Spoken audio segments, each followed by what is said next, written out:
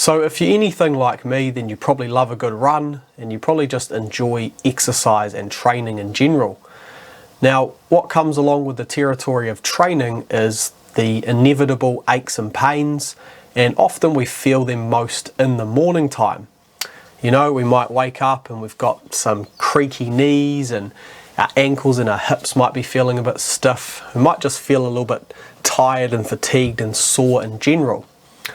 And so I have a go-to daily routine that I use every morning just to promote blood flow and circulation and get the whole body warmed up. And I thought, why not make a video about it? Why not share this routine and help some people out? So that's what I'm going to do for you today. I'm going to take you through my go-to routine, and I pretty much go to this routine every single day, or at least a variation of this routine. Now, the beauty of this routine is that it's super simple. It's a very efficient routine. So we're basically using one key static position that we hold, and then from this position we're mobilizing the rest of the body.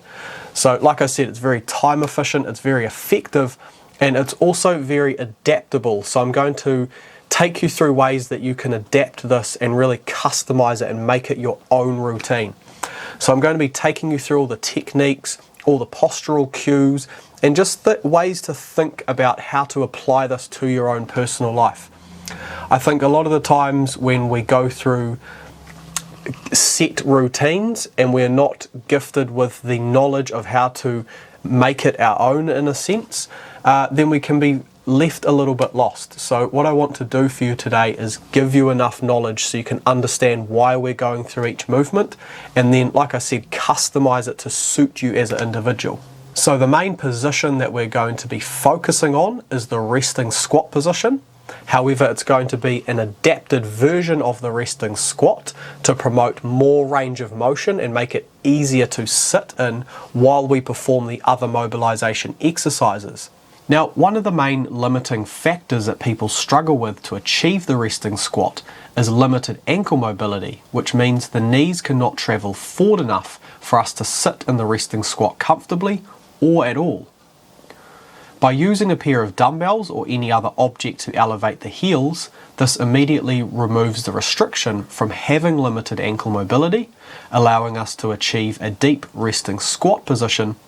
This will carry over to our running abilities and also any other lower body exercise or any other lower body form of movement.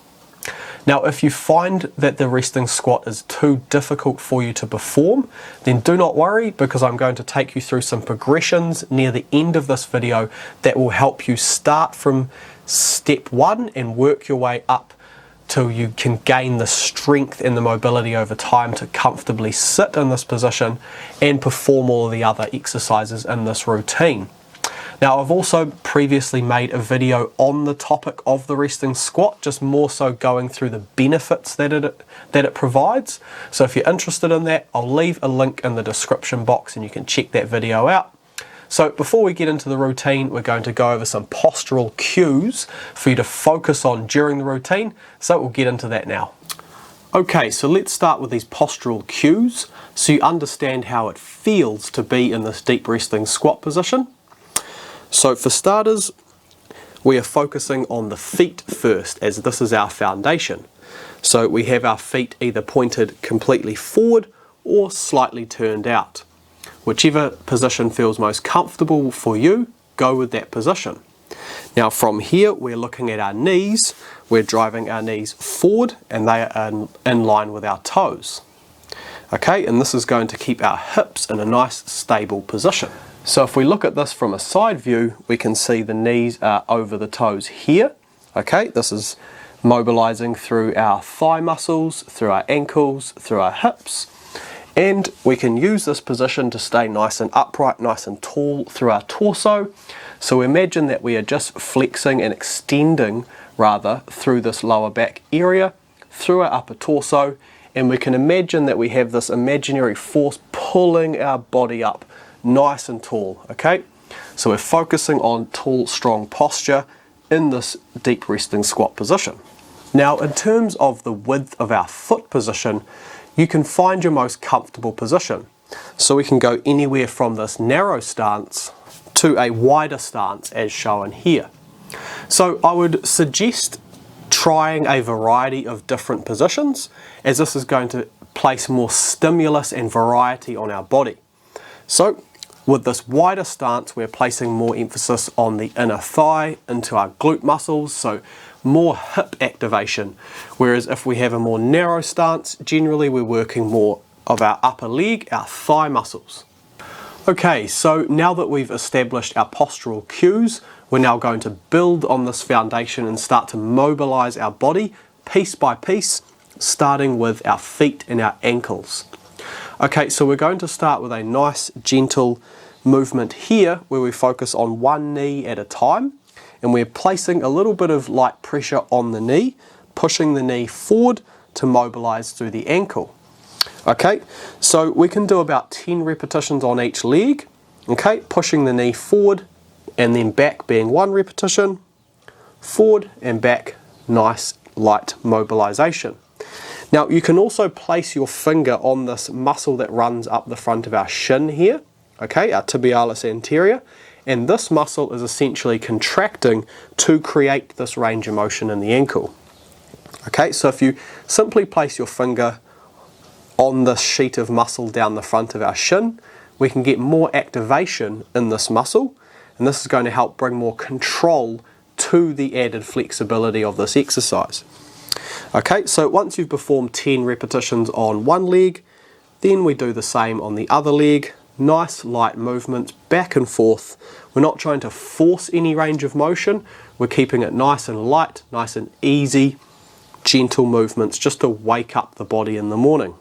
Okay, and if you may feel a light stretch down the back of the bottom of your calf muscle and even possibly your Achilles tendon. Okay, as we improve upon the range of motion of this area of the body, and this is going to translate to more efficient running over time. Okay, so the next movement now, we're actually stretching through the base of our feet. So we can use these dumbbells as the support system. We place our hands on the ground in front of our body. We lift our heels off the dumbbells, lowering our knees down to the floor here, and then return to the start position. If you cannot get your knees all the way down to the floor, just go as far as you can. Okay, so down and back is one repetition. Once again, we'll focus on about 10 repetitions, back and forth, and taking this exercise nice and slow, keeping it nice and light, under control, working within the range of motion that you currently possess. Do not force any of the range of motion, take it nice and easy. We're just trying to add blood flow, circulation to our body. If we're running quite frequently or performing leg exercises, we probably have tired muscles. So we're just being gentle on the body, building a strong foundation that we can then improve upon. So now that we've done the feet and ankles, we're going to get up into the hips now, and we're going to start with some external rotation. We can begin by placing our hand on our knee and pushing our leg outwards like so. Okay, start with small range of motion and then increase it over time. If you can perform it unassisted like this, then we're gaining more muscular feedback, more strength and control in our hips.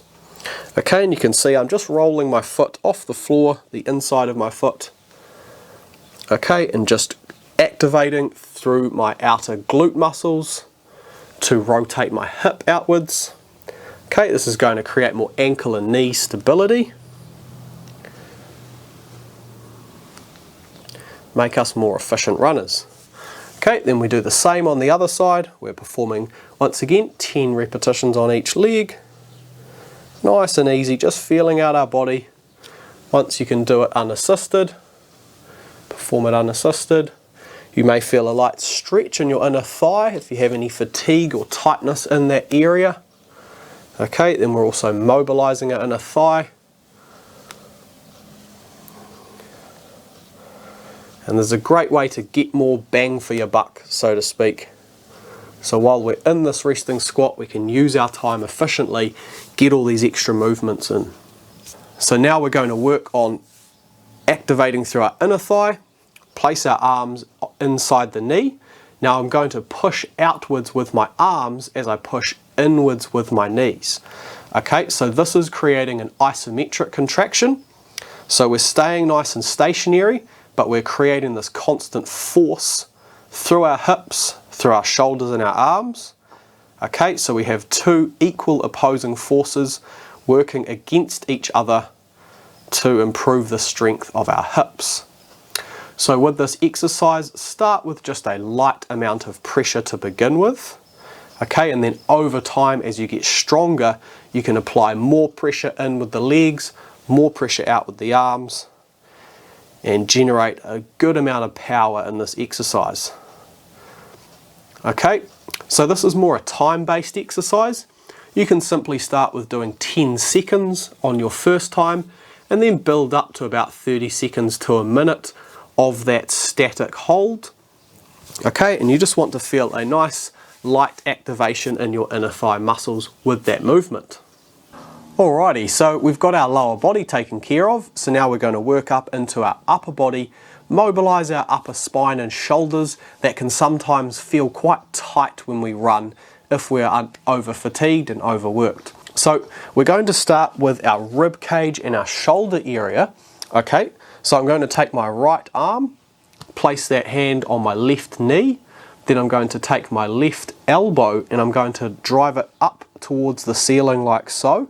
This is going to remove restriction through the rib cage, open up this area so we have more ability to breathe deeper into our lungs. We'll feel freer in our upper body. Okay, we're going to drive our elbow up to get a nice stretch through our rib cage area. Now we can also increase the range of motion with this exercise if we possess the mobility. So remember, do not force this if it feels uncomfortable, but if you can, look over your shoulder, okay, rotating your head, extend the arm like so, bring it behind the body, and then we internally rotate the shoulder. So if you can see my thumb here, I'm rolling that down towards the floor, rotating the shoulder in, okay, bringing the arm behind the body, rotating back so now the thumb is up overhead, and then bringing that arm all the way back down to the starting point. Okay, so let's do that again.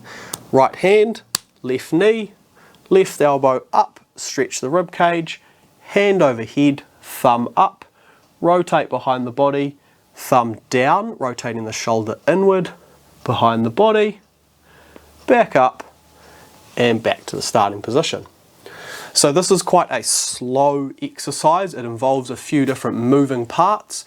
So you can just start with 5 repetitions on each arm for this exercise and just work on gradually increasing that range of motion over time. Okay, I may sound like a broken record, but it's very important not to force the range of motion at any given point. This is about light mobility and gradual progressions over time. Okay, so let's do this on the other side now. Left hand, right knee, right elbow up towards the ceiling. You may feel a stretch through your chest as well as your rib cage as well. So this is a full upper spine mobilizing exercise.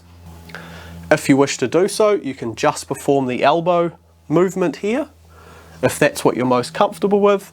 And then over time, we can start extending that arm and increasing that range of motion.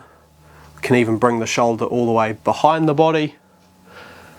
Okay, so it's really about feeling your body out and gradually adding those incremental steps over time as your body adapts and essentially unravels and becomes more mobile and adaptable. Okay, so the next exercise we're performing is some rotation in our upper spine.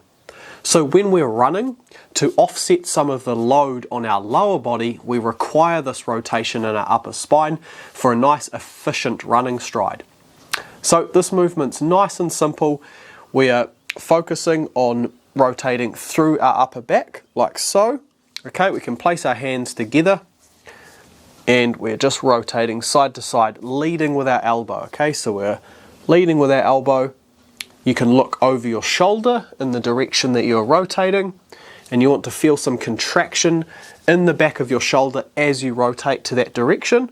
Okay, so you're activating through those upper back muscles to create this rotation.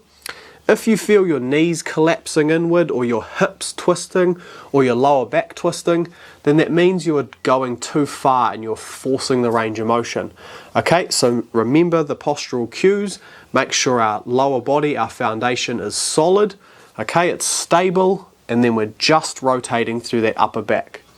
So if that just means starting with very small range of motion, just with some really small movements like so, then that is your starting point and you can build up the range of motion over time. And with the power of television, I now have a stick. Okay, so we're going to use this stick to now improve more of our shoulder mobility. Okay, you can pick up a stick like this from any general hardware store, nice and cheap, very versatile, nice and lightweight, and it has a good amount of length that we can use to either go wide if we have limited mobility, or nice and close if we're super mobile, which is not myself in this case. Okay, so for starters, let's grip the stick right at the end and bring it up overhead for the starting position. So you can see my elbows are locked out, so my arms are completely straight, and I am pulling the stick apart. Okay, so I'm applying a bit of pressure, imagining that I'm trying to rip this stick apart. This is going to engage the upper back muscles, engage the scapula, okay, and basically stabilize the shoulders in this position. From here, we're going to slowly bring the stick behind the body, okay, and we're just going as far as we can control, keeping our elbows locked out, and then bringing it back up overhead to the starting position. Okay, we can bring it all the way down if we want a bit of release, and back up again. Now if you find you have any sticking points, let's say for example you get to this point and it just does not feel comfortable on the shoulders, like always, do not force the range of motion. So if this is your range of motion, then that's simply what you're working with, okay? We're not trying to pull the shoulders out of their sockets or tear a muscle or anything like that. We're trying to bring blood flow and movement to the area of our body and working within the limits that we currently possess, and then just trying to build that up over time. Okay, nice and simple. We're not rushing the process. Okay, so we can go back and forth for 10 repetitions with this exercise. And remember, if you have the mobility, then you can bring it right all the way behind the body and back to that starting position again. Okay, and the next movement we're going to perform, we're back up overhead, and now we're going to pull one hand down behind the body and have the other hand up overhead like so. We're applying pressure with this bottom hand here, okay? I'm pulling down on the stick to pull this upper hand backwards slightly, just to mobilize through the shoulder. Then we roll our other hand over and perform the same on the other side, pulling the stick down to mobilize this arm that is overhead. Okay, and this is going to release through this, our big pull-up muscle, our latissimus dorsi. This inserts into our shoulder. If we have tension in here, that can result to potential tension in your upper back and your neck when you run. Okay, so this is going to help just release a little bit through there. Okay, so just take it nice and easy. If this is your current starting point, okay, just a slight tilt in the stick, then that's what you're going to work with today. And then over time, as your range of motion increases, okay, you can apply more range of motion, getting that hand completely overhead. Okay, so just work with your current abilities, and like I keep saying, just focus on nice, smooth, small, steady progressions over time. Now, if you're having a day where your body is tired and you don't feel like doing the extra mobility, or if you're a bit short on time, then you can even drink your morning brew or eat your breakfast while in this position. The resting squat also promotes healthy bowel movements, which is another great time saver if you're in a rush. So the 5-minute time cost really doesn't cost a thing when you take this into account.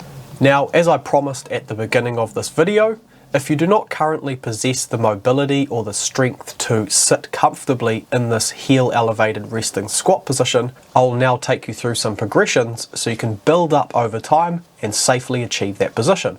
So we'll go through those progressions now.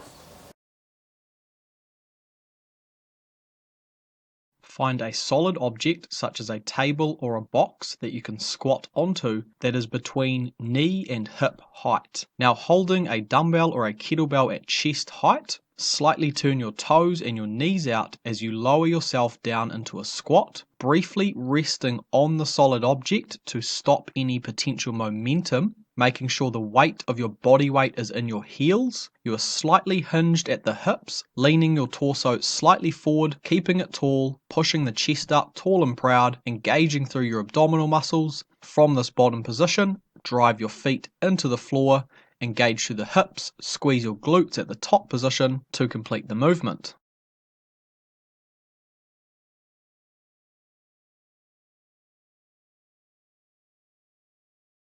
With this exercise, we require an object such as a wall ball that we can sit on during the squat that is roughly just below our knee height. So, standing in front of the object with a dumbbell or a kettlebell in your hands at chest height, we slowly lower ourselves down into a squat, hinging slightly at the hips, keeping our torso nice and tall, slightly pushing our knees out in line with the toes to engage our hip muscles. We keep a tall, strong posture, drawing our belly button in, engaging through our spine, keeping our chest up tall and proud. Once we reach the object with our hips, we pause here for a slight moment, reducing any potential momentum with the movement. Then from there, making sure our entire lower body is engaged and the weight is in our heels, we now drive through the heels back to the standing position. Nice and upright, squeeze our glute muscles to engage and stabilize the hips at the top of the movement, making sure we finish in this tall standing position and repeat. So to conclude this video, you can use any of the given progressions as a 5-minute morning routine to wake the body up, promote circulation, and get a good general dose of mobility. If you are following through the progressions, just take your time and allow the body to adapt. If we ever try to force the change too soon, that's when injuries can occur. So be patient and focus on small, steady progressions and listen to your body, never forcing any of the movements if they don't feel comfortable or under control. Now, if you're not familiar with sitting in the resting squat position, but you do possess the mobility to achieve the position, then I'd suggest just starting out with 1 minute per session, just to accustom the muscles and the connective tissue to this position. And then gradually work your way up to 5 minutes as your body adapts. So just simply adding an extra 30 seconds per session as you feel comfortable to do so. So all of the exercises and the rep ranges provided in this video are simply a guide to provide you some ideas and some movements that you can try out to achieve a better sense of mobility and health, to assist in your running and the rest of your training. And it's also just a great way to provide a positive start to your morning that's going to add momentum for your day.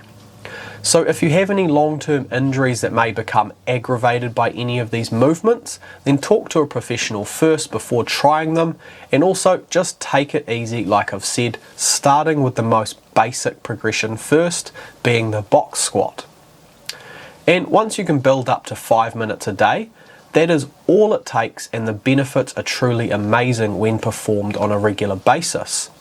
So I'd suggest trying this routine out roughly every second or third day to start off with, just to establish a nice comfortable baseline. And after a couple weeks or so, then you should be able to comfortably perform this routine every single day if you wish to do so. One last note, this is not a form of exercise or movements designed to challenge your body too much. It's more so a form of gentle mobility and awakening of the body. So always keep it light, make sure each movement feels gentle and nourishing on your body, and this is going to provide carryover effects as this builds a very strong foundation for you to then improve upon when it comes to lifting weights and running and whatever your other goals may be. So I really hope this information has helped you today. If you have any questions or any comments, please let me know. If you haven't already done so, please like and subscribe to this channel. I have lots more videos on their way, and thanks so much for watching, and I'll see you in the next one. Cheers.